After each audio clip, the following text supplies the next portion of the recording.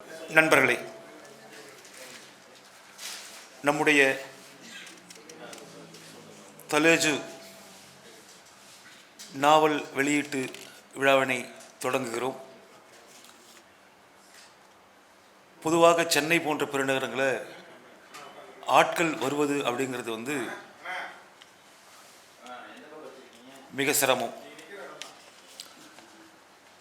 அதிலேயும் கூட தேதி மாற்றுவது, அதன் பிறகு ஆட்களை மொபைலைஸ் பண்ணுறது அப்படின்றது பெரும் சிரமம். அப்படியான சூழலில்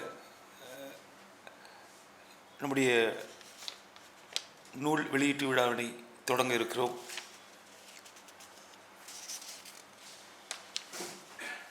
நம்முடைய கே. பாலகிருஷ்ணன் அவர்கள், பாலமுருகன் அவர்கள் இந்த நாவலை எழுதியிருக்கிறார். அவர் மலேசிய மண்ணை பிறப்பிடமாக கொண்டவர். கடந்த 20 ஆண்டுகளாக தொடர்ந்து எழுதி கொண்டிருக்கிறார். புலம்பெயர்ந்த படைப்பாளியாக நம்முடைய இன்றைக்கு தொடர்ந்து அறிமுகமாகி வந்து கொண்டிருக்கிறார். அவரின் சிறுகதை, நாவல், கட்டுரை, சிறார் நாவல், கவிதை, ஹைக்கூ, எழுத்துலகில் இருக்கக்கூடிய எல்லா தளங்களையும் தன்னுடைய குறைந்த காலத்தில் எழுத்து தொடங்கிய குறைந்த காலத்தில் தொட்டிருக்கிறார். சுமார் 22 நூல்கள் இதுவரை அவர் எழுதி முடித்திருக்கிறார். இவர் தன்னுடைய 21ஆம் வயதில் எழுத்து பணியை துவங்கியவர். இந்த வயது வரை இந்த நூல்களை எழுத தன்னுடைய நேரத்தை ஒதுக்கியிருக்கிறார். அவரின் நகர்ந்து கொண்டிருக்கும் வாசல்கள் என்கிற நாவலுக்காக தஞ்சை பல்கலைக்கழகம் கரிகார் சோழன் விருதை பெற்றிருக்கிறார். இப்படி பல மெச்சத்தகுந்த பணிகளை தமிழ் கூறும் நல்லுலகிற்கு தன்னுடைய எழுத்துக்களின் வழியாக அறிமுகமாகிக் கொண்டிருக்கிறார். அவர் இந்த நாவலையும் சிறப்பான முறையில் இங்கே கொடுத்திருக்கிறார். நாவலாசிரியர் பாலமுருகன் அவர்களை மேடைக்கு வரும்படி அன்போடு அழைக்கிறோம்.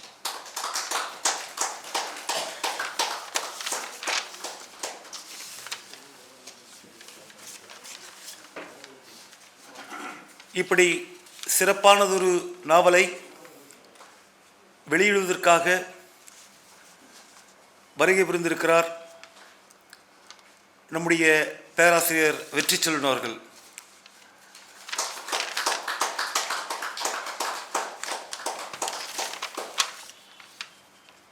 வெற்றிச்செல்வன் அவர்கள் தஞ்சை பல்கலைக்கழகத்தின் அயலக பிரிவினுடைய பேராசிரியராக தன்னுடைய பணியை தொடர்ந்திருக்கிறார். தமிழ் இலக்கியத்தின் பல்வேறு தளங்களில் ஆய்வுகளை நிகழ்த்தியிருக்கிறார். ஆகச்சிறந்த வாசகர், கூடவே எழுத்தாளரும். அவரை மேடைக்கு வரும்படி அன்போடு அழைக்கிறோம்.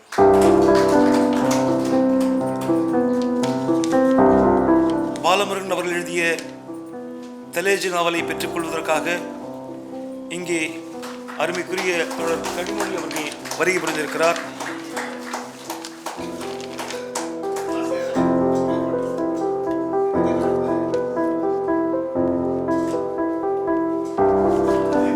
கூட்டத்தை துவங்கிவிட்டோம். வரக்கூடியவர்கள் வரட்டும். இங்கே வந்திருக்கக்கூடிய உங்கள் அத்தனை பேரையும் வருக வருகவென வேரல் பதிப்பகத்தின் சார்பாகவும் அன்போடு கேட்டுக்கொள்கிறோம். இந்த நாவல் குறித்து இங்கே உரையாற்ற வந்திருக்கூடிய எங்களின் அன்பிற்குரிய பேராசிரியர் நட சிவகுமார் அவர்களையும், பி. பாலசுப்ரமணியம் அவர்களையும், இரா செங்கொடி அவர்களையும் வருக வருகவென வரவேற்கிறோம்.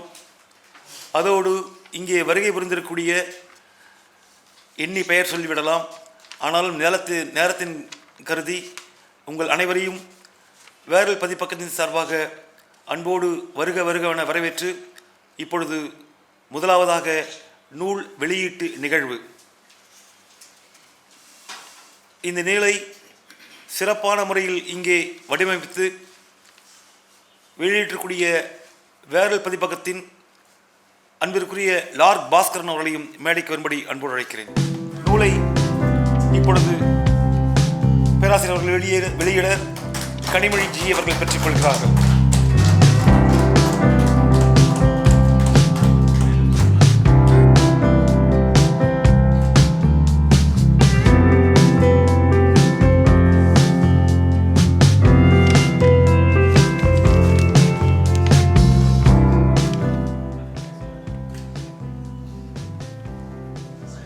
நண்பர்களே, நூலை வெளியிட்டிருக்கக்கூடிய பேராசிரியர் வெற்றி செல்வன் அவர்களை வெளியீட்டு உரை நிகழ்த்தி தரும்படி அன்போடு கேட்டுக்கொள்கிறோம்.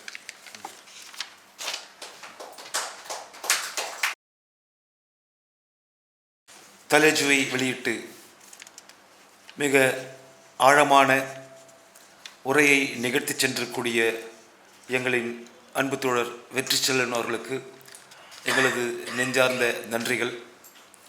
நண்பர்களே, அறம் பேசுவது என்பது ஒவ்வொரு மனிதனுக்கும் அவசியம்.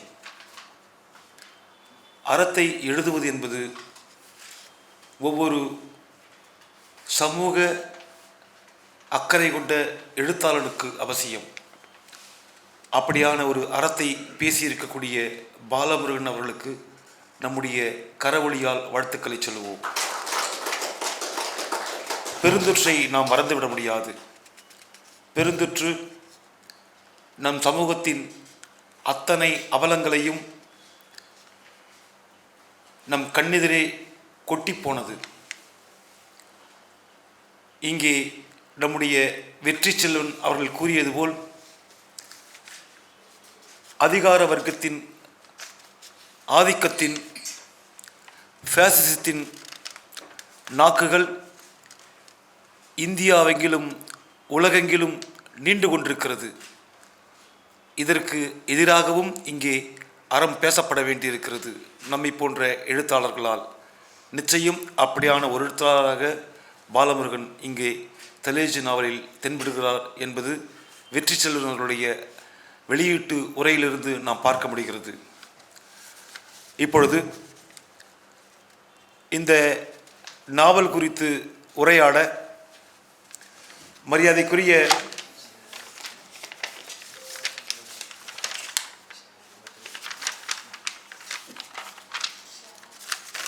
உரையாளர்கள்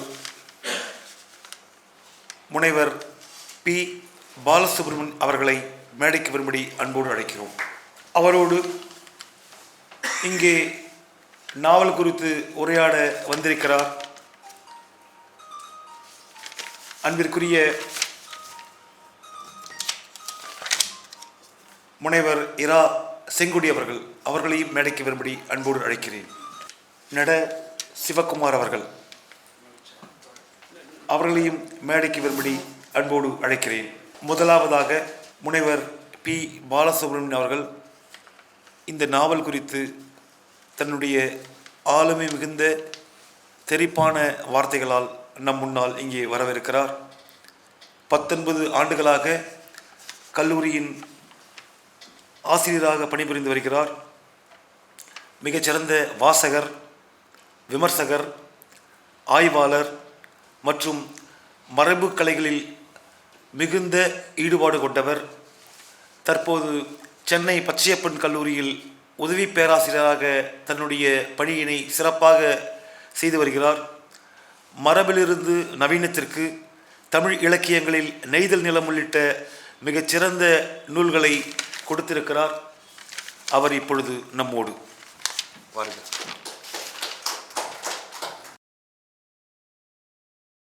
நன்றி பேராசிரியர் அவர்களே.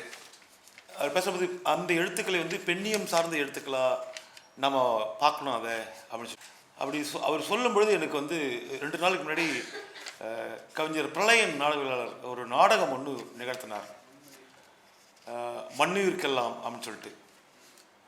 அந்த நாடகம் என்னன்னாக்கா, மணிமேகலை, மாதவியினுடைய தாயார் சித்திரவதி, இவர்கள் மூவருக்குள்ளான ஒரு உரையாடல் வந்துகிட்டே இருக்கும். மணிமேகலை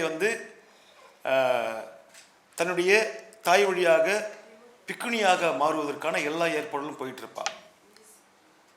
மாதவி அதற்கான உதவிகளை செய்து கொண்டிருப்பார். மாதவியின் தாயார் சித்திரவதி இதுக்கு எதிராக நிற்பாங்க. நாம் ஆண்களை மகிழ்விக்கக்கூடியவர்கள் அப்படின்னு சொல்லிட்டு இது ஒரு டிஸ்கஷன் போயிட்டே இருக்கும். ஒரு நாள் இரவு அந்த சித்திரபதிக்கும் அவருடைய தோழிக்கும் ஒரு உரையாடல் நடக்கும். ஏமா அந்த தோழி சொல்லுவாங்க,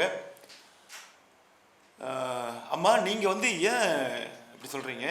அவங்க சரியாக தானே சொல்கிறாங்க, மாதவியும் மணிமேகலையும் ஆணும் பெண்ணும் சமமாக இருக்கணும் அப்படின்றத நோக்கி தானே அவங்க போய்கிட்டு இருக்காங்க. அதையும் நீங்கள் எதிர்க்கிறீங்க அப்படின்வா. ஆமாம், நான் எதிர்க்கிறேன். இந்த சமூகத்தில் ஆணும் பெண்ணும் சமம் கிடையாது, பெண் தான் முதன்மையானவள் அப்படின்னு சொல்லுவாள். அப்படி முதன்மையான பெண் பேசக்கூடிய இன்றைக்கு யதார்த்தத்தை நாம் பெண்ணியத்தோட ஒப்பிட்டு பேசக்கூடிய அளவிற்கு நம்முடைய சமூகத்தை மாறி இருக்கிறது. அதுதான் இன்னைக்கு ஆண்கள் இந்த சமூகத்தை வைத்திருக்கக்கூடிய அவலம் என்பதை பேராசிரியர் பாலசுப்ரமணியன் தெளிவாக சொல்லியிருக்காரு. உண்மையிலே நிறைய அவர் பேசியிருக்காரு. அடுத்ததாக நம்முடைய முனைவர் இரா செங்கொடி அவர்கள் சென்னை தியாகராஜா கல்லூரியில் பணியாற்றி கொண்டிருக்கிறார்.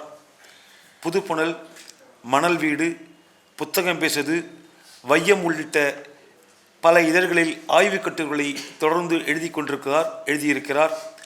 புலம்பெயர் இலக்கியம், சிறை இலக்கியம் சார்ந்து ஆய்வு செய்பவர்கள் குறிப்பிடத்தக்கவர்களில் மரியாதைக்குரிய முனைவர் இரா செங்கொடி அவர்களும் ஒருவர். ஈழத்தமிழரின் புலம்பெயர் இலக்கியம், வழியின் மொழிபெயர்ப்புகள் ஆகிய நூல்களை எழுதியிருக்கிறார். 2023ஆம் ஆண்டிற்கான தமிழ்நாடு முற்போக்கு எழுத்தாளர் கலைஞர் சங்கம் கலை இலக்கிய மேடை விமர்சன விருதுகளை பெற்றிருக்கிறார். அவரை இப்பொழுது நாவல் குறித்து பேச, நாவல் குறித்து இருவேறு தளங்களில் தங்களுடைய பார்வைகளை பதிவு செய்திருக்கிறார்கள் இருவருக்கும் நன்றி. இப்பொழுது நம்முடைய மகா கவிஞர், மிகச்சிறந்த ஆகச்சிறந்த ஒளிப்பட கலைஞர் அவர்களுடைய வாழ்த்துரை. வாங்க ஐயப்பன் மாதவன்.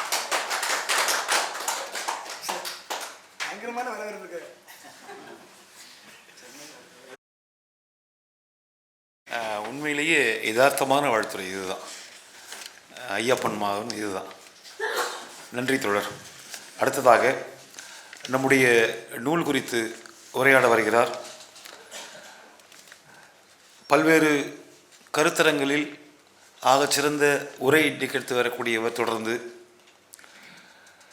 கால் நூற்றாண்டு காலமாக தலித் கதைகள், கவிதைகள் இப்படி தொடர்ந்து இயங்கி வரக்கூடியவர்.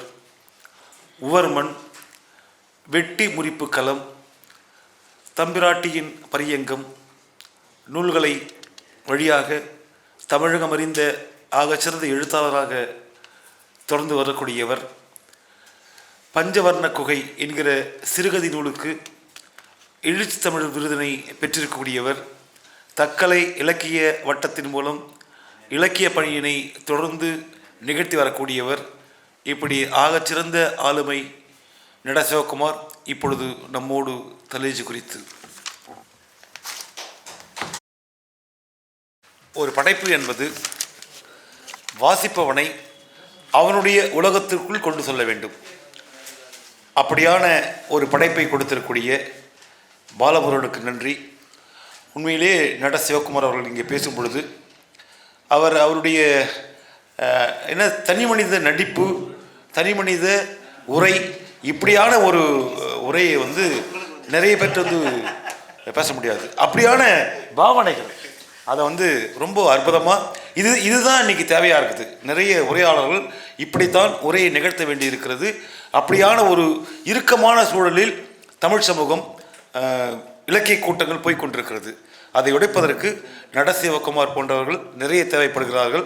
நன்றி தோழர். இங்கே வருகை புரிந்து உரை நிகழ்த்திருக்கக்கூடிய ஆளுமைகளுக்கு நம்முடைய எழுத்தாளர் பாலமுருகன் அவர்கள் சிறப்பு செய்கிறார்கள். முதலாவதாக பாலசுப்ரமணியன் அவர்களுக்கு.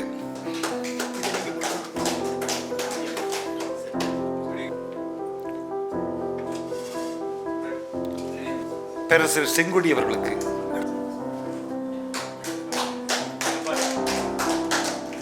அடுத்ததாக சிவகுமார் அவர்களுக்கு,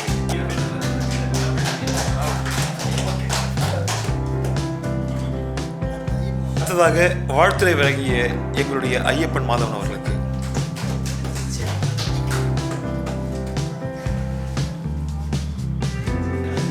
அடுத்ததாக நிகழ்ச்சியை சிறப்பாக தொகுத்த கருப்பு அன்பரசன் அவர்களுக்கு,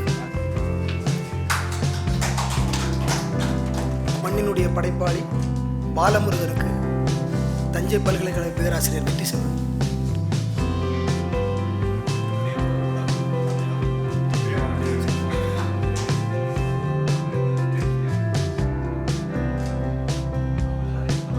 ஏற்புரையாக நம்முடைய தலைஜுவை வழங்கி இருக்கக்கூடிய பாலமுருகன் அவர்கள், வேரல் பதிப்பகம் வெளியிட்ட தலைஜு நாவல் வெளியீட்டிற்கு வருகையளித்த அனைத்து நல்லுள்ளங்களுக்கும் இந்த வேலையை நன்றி தெரிவித்துக் கொள்கின்றேன். நான் தொடர்ந்து பேசுவதற்கு முன்பாக நன்றி சொல்ல கடமைப்பட்டிருக்கின்றேன். முக்கியமாக இப்படி ஒரு அர்த்தபூர்வமான ஒரு அரங்கை, ஒரு தளத்தை ஏற்படுத்தி கொடுத்த வேரல் பதிப்பகத்திற்கு என் மனமார்ந்த நன்றி. 2 ஆண்டுகள் இந்த நாவலை எழுதி முடித்துவிட்டு அடுத்து இது என்ன செய்யலாம், வழக்கம் போல் மலேசியாவிலே பிரசுரித்து அங்கே வெளியிட்டுக் கொள்ளலாமா அல்லது வேறு ஏதாவது ஒரு புதிய ஒரு முயற்சியை மேற்கொள்ளலாமா என்ற ஒரு குழப்பத்தில் இருந்த போது என்னை லாக் பாஸ்கரன் அவர்களுக்கு அறிமுகப்படுத்திய மனோன்மணி தோழர் அவர்களுக்கு இந்த வேலையில் நன்றி தெரிவித்துக் கொள்கின்றேன். எங்கு போய் இறங்குவது என்று தெரியாமல் தவித்து கொண்டிருந்த என்னை தங்குவதற்கு இடம் கொடுக்க லாக் பாஸ்கர் வீட்டிற்கு அனுப்பி வைத்தார். ஆனால் அந்த அறிமுகம் என்பது என் நாவலுக்கு பிரசுரம், ஒரு புத்தக வடிவம் கிடைப்பதற்கான ஒரு இடமாக அது மாறியது. லாக் பாஸ்கர் அவர்கள் எந்த நேரத்தில் போய் இறங்கினாலும் சென்னையில் அன்போடு வரவேற்கக்கூடியவர். அவர் வீட்டில் வளரும் பூனையைப் போல அப்படியே பதுங்கி உள்ளே நுழைந்து பல முறை அந்த உறவை வளர்த்துக்கொள்ள ஒரு வாய்ப்பு கிடைத்தது. அந்த வகையில் லாக் அவர்களுக்கு நன்றி. அடுத்ததாக அவருடைய துணைவியார் சகோதரி அம்பிகா அவர்கள் மனமார்ந்த நன்றி தெரிவித்துக் கொள்கின்றேன். நான் ஒன்று தான் சொன்னேன் அவர்கிட்ட, நீங்கள் அந்த நாவலை உங்களுக்கு கொடுக்குறேன், படித்து பாருங்கள், அப்படி வேரல் பதிப்பகத்தில் வெளியிடுவதற்கு தகுதி இல்லை என்றால் தாராளமாக புறக்கணிங்கள் என்று சொல்லி தான் அந்த நாவல் நான் படிக்க கொடுத்துருந்தேன். ஏன்னா நான் எல்லா காலங்களிலும் விமர்சனங்களை மனம் திறந்து ஏற்றுக்கொள்ளக்கூடியவன். அதுதான் என்னை தொடர்ந்து நகர்த்தி கொண்டிருக்கின்றது. எப்பொழுதுமே விமர்சனம், படைப்பு, விமர்சனம் எல்லாமே இலக்கியத்தொரு செயல்பாடு. அது எப்பொழுதுமே நிகழ்ந்து கொண்டே இருக்கும். அது ஆரோக்கியமான சூழலில் ஆரோக்கியமான முறையில் நிகழ வேண்டும் என்பதுதான் எல்லா படைப்பாளிகளுடைய எதிர்பார்ப்பு.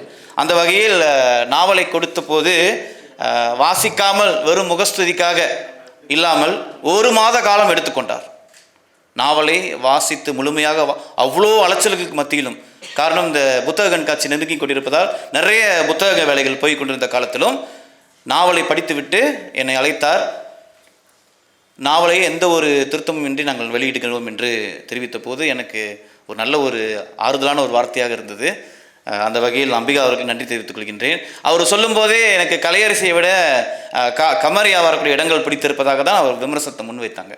ஸோ அந்த வகையில் அவங்களுக்கு நன்றி. இன்று தலைஜு புத்தக வடிவம் பெற்று, அதுவும் நீங்கள் பார்த்தீங்கன்னா இது பேர் மட்டும் அல்ல, அதோடைய முகப்பு வடிவமும் ரொம்ப தனித்துவமாக இருப்பதற்கு லாக் பாஸ்கர் அவர் தான் 9 மணி நேரம் இந்த முகப்பை அவர் வடிவமைத்திருக்கின்றார். இது இவங்களுடைய உழைப்பும் இருக்கின்றது இந்த நாவல் நல்ல ஒரு வடிவம் பெறுவதற்கு. அந்த வகையில் இருவருக்கும் எனது மனமார்ந்த நன்றி. அடுத்ததாக என்னுடைய ரொம்ப கால நண்பர், சகோதரர், இலக்கியத்தில் தொடர்ந்து பயணித்துக் கொண்டிருக்கக்கூடியவர் ஐயா வெற்றிச்செல்வன் அவர்களுக்கு இந்த வேலையில் நன்றி தெரிவித்துக் கொள்கின்றேன். காரணம், அவர் கடந்த படைப்புகளை மலேசிய தமிழ் சூழலிலிருந்து அனைத்து படைப்புகளையும் ஏற்கனவே படிக்கக்கூடியவர். அந்த வகையில் என்னுடைய படைப்பின் மீது நிறைய முறை விமர்சனங்கள் முன்வைத்திருக்கின்றார். அவருடைய வாசக பார்வை முன்வைத்திருக்கின்றார். தொடர்ந்து என்னை இலக்கியத்தில் நகர்த்தக்கூடிய ஒரு ஊக்க சக்தியாக தொடர்ந்து செயல்பட்டு கொண்டிருக்கும் ஐயா அவர்கள் இந்த வேளையில் இங்கு இந்த மேடையில், இந்த அரங்கில், இந்த நூல் வெளியீட்டில் கலந்து கொண்டு நூலை வெளியிட்டதற்கு எனது மனமார்ந்த நன்றி தெரிவித்துக் கொள்கின்றேன். அதே போல் இந்த நாவல் உருவாவதற்கு எனக்கு உதவியாக இந்த 2 பேரை கண்டிப்பாக குறிப்பிட வேண்டும். அதாவது எடிட்டர்னு சொல்லுவாங்க. ஒரு நாவலை அசலாக எழுதிவிட்டு அதை நண்பரோடு பகிர்ந்து கொண்டு அதோடு உரையாடும் போது தான் நம்மளுக்கு அடுத்தடுத்த ஒரு களம் கிடைக்கும், இதை எந்த இடத்துல விரிவுபடுத்தலான்னு. அந்த அடிப்படையில் நண்பர் பாண்டியன் அவர்கள், மலேசியாவில் எனது இலக்கிய நண்பர், எந்த சமரசம் இல்லாத தீவிரமான இலக்கிய பார்வையுடையவர் பாண்டியன் அவர்கள், அவரிடம் 2 முறை இந்த நாவலை கொடுத்த போது சற்றும் சலிப்பில்லாமல் அத்தனை நாவல்களையும், அந்த முழு நாவலையும் படித்துவிட்டு 2 முறை அவரோடு உரையாடிய போது இந்த நாவலை வேறு எந்தெந்த தளங்களுக்கு எடுத்து செல்லலாம் என்கிற ஒரு தெரிப்பு எனக்கு உண்டானது. அந்த வகையில் அவருக்கும், அதே போல் எப்பொழுதும் என்னுடைய படைப்புகளை இளையவர்களும் நான் வாசிக்க கொடுப்பேன். எங்கள் நாட்டில் இருக்கக்கூடிய இளையவர்கள் வாசிக்க கொடுப்பேன். அவங்களுடைய விமர்சனத்தை நான் ஏற்றுக்கொள்வேன். ஏன்னா இப்போ தான் இலக்கியத்துக்குள்ள வந்திருக்காங்க, இவ்வளோ தான் வாசிச்சிருக்காங்க அப்படி இல்லாமல் அவங்க வைக்கக்கூடிய விமர்சனங்கள் நான் வந்து எடுத்து அது கருத்தில் கொள்வேன். அந்த வகையில் தற்போது நம்ம மலேசியா நாட்டில் மிக தீவிரமாக எழுத தொடங்கி இருக்கும் தம்பி அரவிந்த் குமார் அவர்களுக்கு இந்த வேலையை நன்றி தெரிவித்துக் கொள்கின்றேன். என்னுடைய நாவலுடைய ஆரம்ப வடிவத்தை படித்துவிட்டு அதில் செய்ய வேண்டிய மாற்றங்கள் குறித்து அவர் பேசியிருந்தார். ஸோ அந்த வகையில் அரவிந்த் குமார் அவர்களுக்கு நன்றி.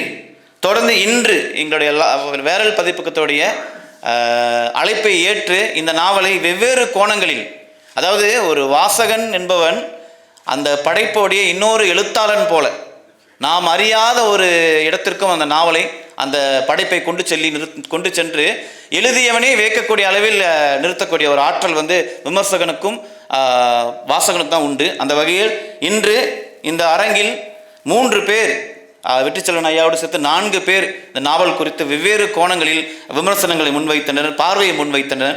ஆக அந்த மூவருக்கும் முனைவர் பி. பாலகிருஷ்ணன் அவர்களுக்கும், பாலசுப்ரமணியம் அவர்களுக்கும், முனைவர் செங்கோடி அவர்களுக்கும், ஐயா நட சிவகுமார் அவர்களுக்கும் இந்த வேலையை மனமார்ந்த நன்றி தெரிவித்துக் கொள்கின்றேன்.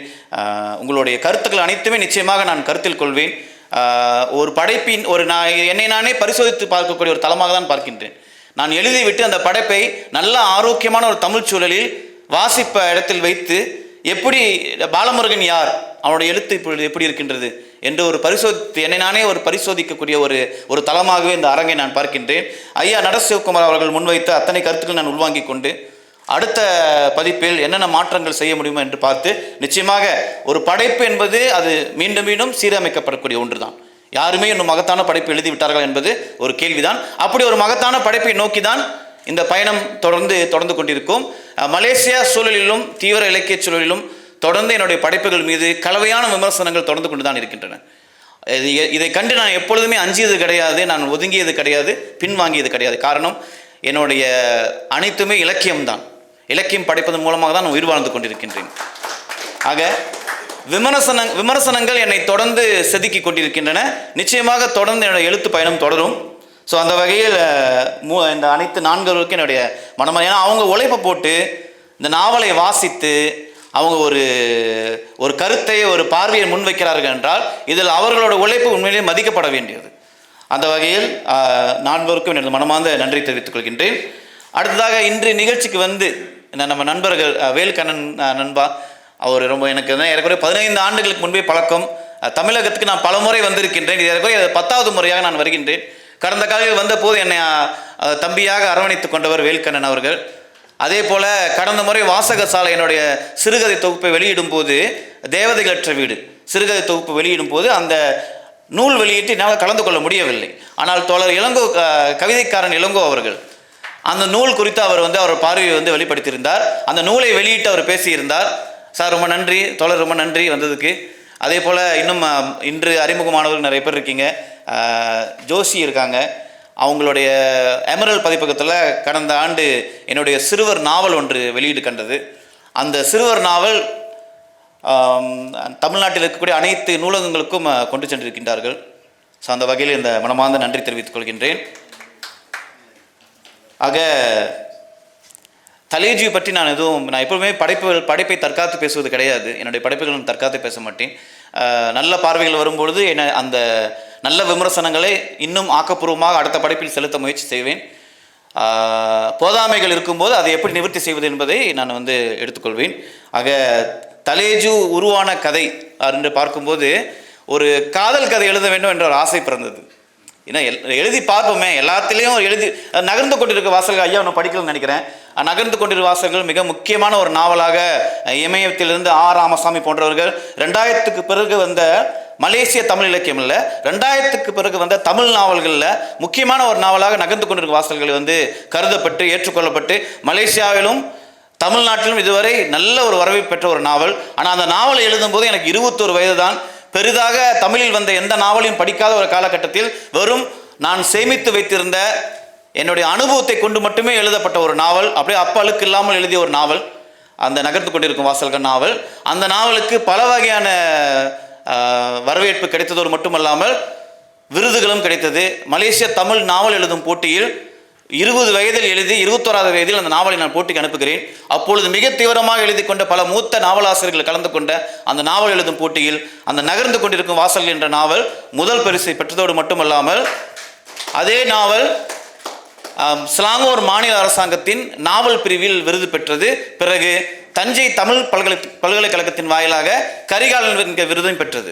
இந்த நாவல் முழுக்க முழுக்க தோட்டப்புறத்தை விட்டு தோட்டப்புறம் துண்டாடப்பட்ட பிறகு, அதாவது பிரிட்டிஷ் ஆட்சிக்கு பிறகு தோட்டப்புறங்கள் சீனர்களால் வாங்கப்பட்டு அது துண்டாடப்பட்டு பிறகு வெளிநாட்டில் இருக்கக்கூடிய இந்தோனேசியாக்காரர்கள் சியாம்காரர்கள் போன்றவர்கள் வேலைக்கு அமர்த்தப்பட்ட பிறகு வெறும் ரப்பர் மரத்தை மட்டுமே நம்பி வாழ்ந்திருந்த தமிழர்கள் கூட்டம் கூட்டமாக சிறு நகரத்தை நோக்கி சிதைந்து போனக்கூடிய அந்த வாழ்வின் நகர்வை நகர்ந்து கொண்டிருக்கும் வாசல்கள் பேசியது. இதுவரை மலேசிய தமிழ் நாவல்கள் பெரும்பாலும் நல்ல சிறப்பான நாவல்கள். ரங்கசாமி வரலாற்று நாவலாசிரியர் மலேசியாவின் பெரும் புலம்பெயர்வு காலகட்டத்தின் பெரும் துயரை, ஜப்பானிய காலகட்டம், தமிழர்கள் இங்கிருந்து புலம்பெயர்ந்து போன காலகட்டம், இப்படி பல கோணங்களில் அந்த வரலாற்று பார்வையை தன் நாவல்களில் எழுதியிருக்கின்றார். அதே போல முத்துசாமி அவர்களுடைய மண்புழுக்கள், அதெல்லாம் நிச்சயமாக படிக்க வேண்டும் என்று நான் கேட்டுக்கொள்கின்றேன். மிக முக்கியமான ஒரு நாவல் மண்புழுக்கள் நாவல். வட்டார வழக்கில் தோட்டப்புற துண்டாடல்களையும் தோட்டப்புற சிதைவுகளையும் இப்படி அழுத்தமாக அவர்களுடைய மொழியிலே சொன்ன நாவல் மண்புழுக்கள். இப்படியாக நவீனுடைய பேச்சு, இப்படி எல்லாம் தமிழில் நல்லா எழுதப்பட்ட மிக முக்கியமான நாவல்கள் இருக்கின்றன.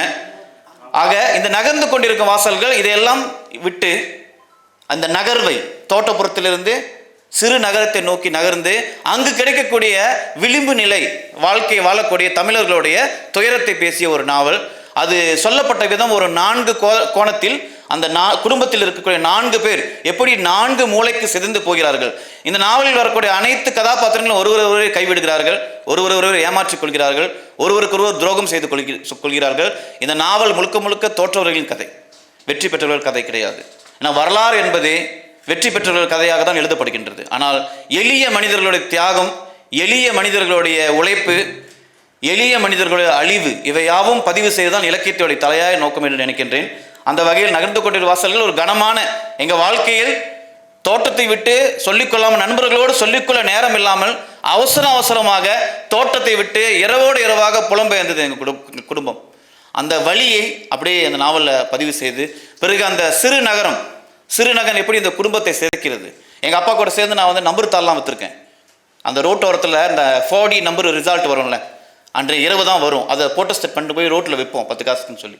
ஸோ இப்படியாக அந்த விளிம்பு வாழ்க்கை வாழ்ந்து அதுலேருந்து கொஞ்சம் முன்னேறி தான் இன்றைக்கி ஒரு கல்வியாளராக இருக்கேன். ஆக அந்த துயர பாதையை இந்த நகர்ந்து கொண்டு வாசல்கள் நாவல் முன்வைத்தது.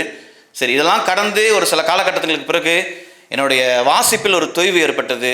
என்னுடைய வேலை சார்ந்த அழுத்தங்கள் இவையெல்லாம் கொஞ்சமாக என்னுடைய முன்பிருந்த ஒரு தீவிரத்தை பிடுங்கிக் கொண்டது என்றே சொல்லலாம். அந்த காலகட்டத்தில் நான் தேடி கண்டடைந்த இடம்தான் சிறார் இலக்கியம். அதாவது திரு PM மூர்த்தி அவர்களுடைய வருகை, என்னுடைய வாழ்க்கையில் திரு PM மூர்த்தி அவர்களுடைய வருகை மிக முக்கியமான ஒரு காலகட்டம். அவருடைய வருகைக்கு பிறகு இந்த நாட்டில் நல்ல இலக்கிய சூழல் இருக்க வேண்டும் என்றால், நல்ல வாசக சூழல் இருக்க வேண்டும் என்றால், முதலில் அடுத்த தலைமுறையை நம்ம நவீன இலக்கியத்தை நோக்கி நம்ம வளர்த்து கொண்டு வர வேண்டும்.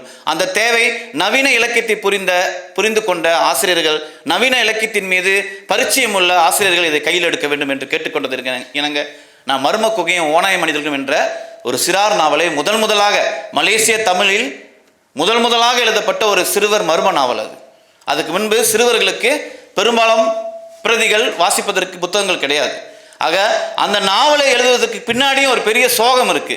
அதாவது குழந்தைகள் ஏறக்குறைய இந்த மர்ம குகை ஓநாய மனிதர்களும் மலேசியாவில் 6000 பிரதிகள் விற்கப்பட்டு சாதனை படைத்தது. ஏறக்குறைய இப்போ திரும்பியும் மறுபதிப்பு செய்யப்பட்டு ஏறக்குறைய 7000 பிரதிகள் மொத்தமாக விற்கப்பட்டது. அந்த காலகட்டத்தில் ஏறக்குறைய ஒரு 5000 மாணவர்கள் தொடர்ந்து இந்த மர்ம குகையை கொண்டாடி மகிழ்ந்தார்கள். எங்கு பார்த்தாலும் அடுத்த நாவல் எப்பொழுது வரும் என்று அந்த ஆர்வத்தோடு அணுக ஆரம்பித்தார்கள்.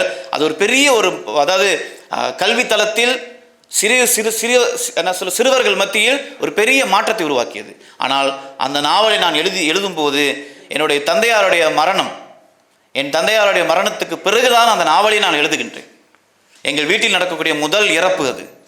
அவருடைய இறப்புக்கு பிறகு அந்த மரணம் கொடுத்த வழியிலிருந்து, அந்த மரணம் கொடுத்த துயரிலிருந்து என்னை விடுவித்துக் கொள்வதற்காக நான் முதலில் கையில் எடுத்தது அந்த சிறுவர் இலக்கியம் தான். அதன் மூலமாக நான் எனக்கு நானே அகவிடுதலை கொடுத்து கொண்டேன். என்னை நான் அந்த துயரிலிருந்து விடுவித்துக் கொண்டேன். ஆக சிறுவர்கள் அதில் இருக்கக்கூடிய நகைச்சுவையும் அதில் இருக்கக்கூடிய அந்த சிறார் விளையாட்டுத்தனங்களில் ரசித்த அந்த நாவலுக்கு பின்னாடி ஒரு பெரிய மரணம் இருக்கின்றது, மரண வழி இருக்கின்றது. ஸோ இப்படியாக சிறார் இலக்கியத்தில் ஏறக்குறைய ஒரு 10 ஆண்டுகள் 7 சிறுவர் நாவல்கள், 10க்கு மேலே மாணவர்களுக்கான பயிற்சி புத்தகங்கள், 3 சிறுவர் சிறுகதை புத்தகங்கள், 5 சிறுவர் இலக்கிய விழா.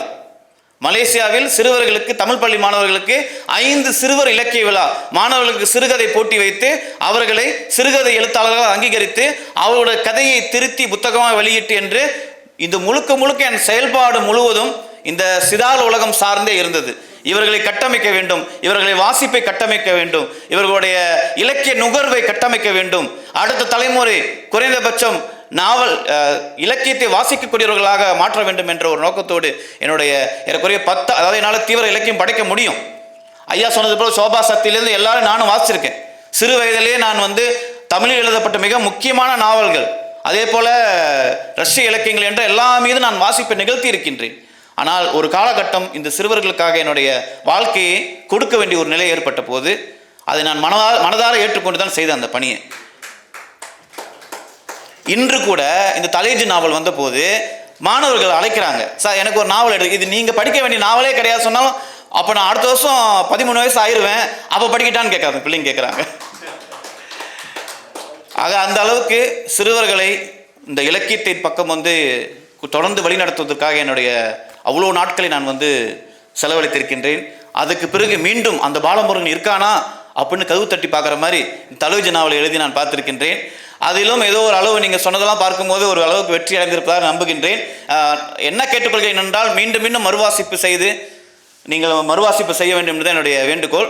அதில் அப்படி உங்களுக்கு நிச்சயமாக போதாமைகள் இருந்தால் தாராளமாக எனக்கு நீங்கள் தெரியப்படுத்தலாம். ஏன்னா படைப்பாளி தன் வாழ்நாள் முழுவதும் தன்னை தானே செதுக்கிக் கொள்ள வேண்டிய ஒரு நிலை இருக்கின்றது. அந்த குமாரி மரபு பற்றி சொல்லியிருந்தாங்க, தலைஜு.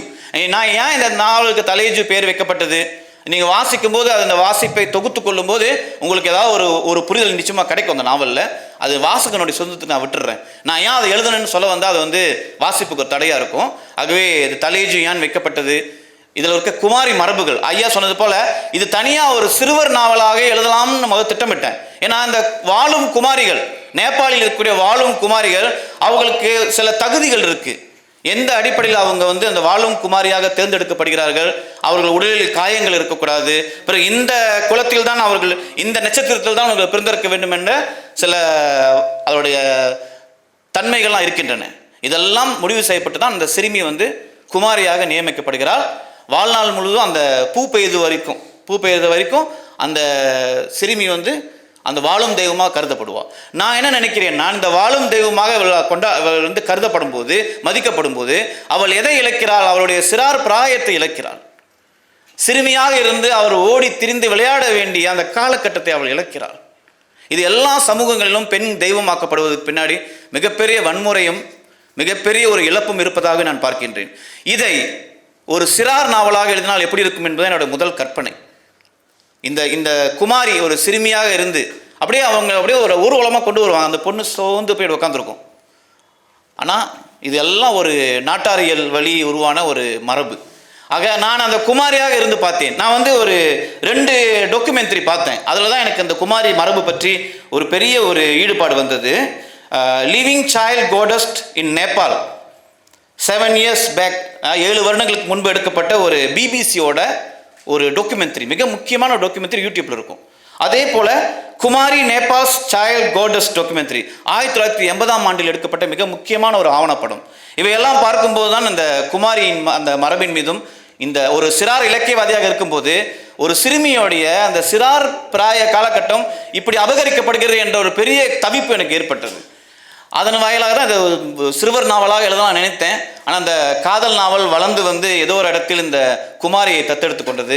ஆனால் இது தனியாக ஒரு நாவலாக எழுதக்கூடிய மிகப்பெரிய ஒரு கதைக்களம். ஆனால் அதுக்கு நம்ம கள ஆய்வு, உழைப்பு, பயணம், நேபாளை நோக்கிய பயணம் போன்ற விஷயங்களை உட்படுத்த வேண்டும் என்பதற்காகவே நிச்சயமாக அடுத்த காலகட்டத்தில் இந்த குமாரி மரபை இந்த நேபாளில் எழுதப்பட்டிருக்கான்னு எனக்கு தெரியல. கட்டுரைகள் வந்திருக்கின்றன, இதை பற்றி பயண கட்டுரைகள் வந்திருக்கின்றன. இது ஒரு நாவலாக, ஒரு புனைவாக எதிர்காலத்தில் வாய்ப்பு இருந்தால் நிச்சயமாக படைப்பேன் என்று நினைக்கின்றேன். அதே போல் இந்த தலேஜு நாவலில் இந்த புலம்பெயர்ந்த சமூகம், நம்ம எப்படி இந்த தமிழ்நாட்டிலிருந்து புதுக்கோட்டையிலிருந்தும் நாகப்பட்டினத்திலிருந்தும் மிகப்பெரிய புலம்பெயர்வு நடைபெற்றது 19ஆம் நூற்றாண்டு தொடக்கத்தில். அது வரலாற்றில் மிக மிக ஒரு கொடுமையான காலகட்டம். இங்கிருந்து கப்பலில் கொண்டு போகும்போது கூட்ட நெரிசலில் நோய்வாய்ப்பட்டு இறந்து போன எவ்வளோ தமிழர்களை போகிற வழியில் கடல்லே தூக்கி போட்டு இறுதியாக தான் அந்த கப்பல் போய் அங்கே சேருது மலாயாவில். அதற்கு பிறகு தோட்டப்புறங்களில் குடியமர்த்தப்பட்ட பிறகு அங்கு உழைப்பு சுரண்டல், அதிகாரத்தோடைய மிகப்பெரிய வன்முறை என்று இப்படி போய் கொண்டிருக்க காலகட்டத்தில் 2ஆம் உலகப் போர் ஆரம்பிக்கிறது. 1942 மிகப்பெரிய ஒரு உழைப்பு சுரண்டல். கூட்டமாக தமிழர்கள் விலங்குகள் போல அழைத்து செல்லப்பட்டு சயாம் மரண ரயில் அமைப்பதற்காக பயன்படுத்தப்படுகிறார்கள். அதில் எத்தனையோ லட்சம் தமிழர்கள் இழந்து போகிறார்கள். ஸோ இந்த வரலாறு, இந்த மிகப்பெரிய ஒரு வழி, இதெல்லாம் தொடர்ந்து இந்த புலம்பெயர்ந்த சமூகத்தோடைய ஒரு மிகப்பெரிய ஒரு கதையாக பல நாவல்களில், பல சிறுகதைகளில் தொடர்ந்து எழுதப்பட்டு விட்டன. ஆகவே அதனால தான் இதுலேருந்து கொஞ்சம் மாறுபட்டு இப்போ இருக்கக்கூடிய இந்த மலேசியா, நேபாளில் இருக்கிறவங்க இருக்காங்க, வியட்நாம்லேருந்து வரக்கூடிய வேலையாட்கள் இருக்காங்க, இந்தோனேசியா வேலையாட்கள் பணிப்பெண்கள், இந்தோனேசியா பணிப்பெண்கள், ஸ்ரீலங்கன் பணிப்பெண்கள், இப்படி இந்த மலேசியா என்பது வளர்ந்த நாடாக மட்டும் இல்லாமல் இப்படி சர்வதேசத்தில் வரக்கூடிய வேலையாட்களுக்கு தங்கக்கூடிய, வேலை செய்ய இடத்தை கொடுக்கக்கூடிய மலேசியா மாறி இருக்கின்றது. என்னுடைய நாவலில் தமிழ்நாட்டிலிருந்து வந்தக்கூடிய ஒரு முஸ்லீம் தஸ்லீம் என்ற ஒரு இஸ்லாம் சமூகத்தை சேர்ந்த ஒருவர், அதே போல் நேபாளிலிருந்து வரக்கூடிய கமாரியா, அவங்க முன்னாள் கமாரியா அந்த நாவலில் முன்னாள் குமாரியா இருந்து தன் மகனுக்காக அந்த குமாரி குழுவிலிருந்து வெளியேறியவர். இப்படியாக எல்லாம் ஒரு இடத்துல தஞ்சம் அடைகிறாங்களே, அந்த தஞ்சம் அடைந்த அந்த மண்ணுடைய மனிதர்களை தான் இந்த தலேஜு நாவல் வழியாக நான் கொண்டு வந்திருக்கின்றேன். ஆரம்பத்தில் தொடங்கியது என்னவோ காதல் கதை தான். ஆனால் பெண் என்பவள் யார்? அதாவது ஒரு புத்தகம் இருக்கு, பெண் செவ்வாய் கிரகத்தில் வந்தவர், ஆண் என்பவன் சுக்கிரன் கிரகத்தில் வந்தவன் சொல்லி மிக பிரபலமான ஒரு புத்தகம் இருக்கு. ஆணும் பெண்ணும் அவரோட குணாதிசயங்களாலும் அவர்களுடைய அந்த கேரக்டர் மூலிமா நிறைய வேறுபட்டவங்க. ஆக நான் எப்படி பார்க்கின்றேன், பெண் என்பவள் மிகப்பெரிய ஆளுமை, சரணடைவதை தவிர வேறு ஒன்றுமே ஆனால் செய்ய முடியாது. அவள் ஒரு அன்னை. அந்த அன்னையின் முன்னே மண்டியிட்டு சரணடைவதை விட வேறு ஒன்றும் செய்ய முடியாது என்கிற மிகப்பெரிய ஒரு கையேறு நிலை, ஆணுடைய கையேறு நிலையை தான் இந்த தலேஜு மூலமாக நான் சொல்ல முயன்றிருக்கின்றேன். அது கலைப்பூர்வமாக எப்படி வந்திருக்குது என்பதை வாசகர்கள் வாசிப்பதன் மூலமாக தான் அதை அறிய முடியும் என்று நம்பி இந்த வாய்ப்பளித்த வேரல் பதிப்பகத்திற்கு எனது மனமார்ந்த நன்றி தெரிவித்துக் கொள்கின்றேன். இத்துடன் என்னோட பயணம் முடிந்து விடாது. அந்நியன் மாதிரி சிறார் இலக்கியமும் தீவிர இலக்கியம் மாறி எழுதுவதற்கு முயற்சி செய்யணும். பிள்ளைங்களையும் கைவிட முடியாது. ஏன்னா அது ஒரு 7 நாவல் எழுதிட்டேன், 8வது நாவல் எப்போ வரும்னு சொல்லி எங்கே பார்த்தாலும் என்னை மாணவர்கள் தொடர்ந்து கேட்டுக்கிட்டு இருக்காங்க. ஸோ இதை தக்க வைத்துக்கொண்டு, இந்த சிறுவர்களுக்கான மனதையும் தக்க வைத்துக்கொண்டு, இந்த தீவிர இலக்கியத்துக்கான வாசிப்பின் வழியாக இன்னும் நான் வாசிப்பை தீவிரப்படுத்த வேண்டும். இன்னும் அந்த வாசிப்பையும் தக்க வைத்துக்கொண்டு என்னால் முடிந்த சிறந்த படைப்புகளை கொடுத்து ஒரு மகத்தான படைப்பை கொடுக்கும் நிலைக்கு உயர்வேன் என்று கேட்டுக்கொண்டு, தமிழ் சூழலில் சிறப்பாக இயங்கிக் கொண்டிருக்கும் அனைத்து வாசகர்களுக்கும், எழுத்தாளர்களுக்கும், பதிப்பத்தாளர்களுக்கும், நண்பர்களுக்கும் எனது நன்றி தெரிவித்துக் கொண்டு, தமிழகம் நோக்கி வந்த இந்த தமிழனை நல்ல ஒரு அரங்கின் வழியாக வெளிச்சத்திற்கு கொண்டு வந்த வேரல் பதிப்பதற்கு நன்றி கூறி விடைபெறுகிறேன். நன்றி, வணக்கம். பாலமுருகனின் நேர்த்தியான ஏற்புரை. உண்மையில் எங்கே குறுக்கீடு செய்ய வேண்டுமோ அங்கே குறுக்கீடு செய்திருக்கிறீர்கள். அதை எந்த காலத்திலும் விட்டுவிடாதீர்கள். நவீன இலக்கியம் படைக்க 100 பேர் வருவார்கள். ஆனால் சிறுவர் இலக்கியமும் குழந்தைகள் இலக்கியம் படைப்பதற்கு ஆகச்சிறந்த எழுத்தாளர்கள் எங்கேயுமே கிடையாது. எனவே உங்களுடைய எழுத்து திறனை இன்னும் அதிகபட்சமாக குழந்தைகள் இலக்கியத்தின்பால் செலுத்துங்கள் என்று வேண்டுகோள் விடுத்து கூட்டம் நிறைவேற்றது. வந்திருந்த அனைவருக்கும் நன்றி.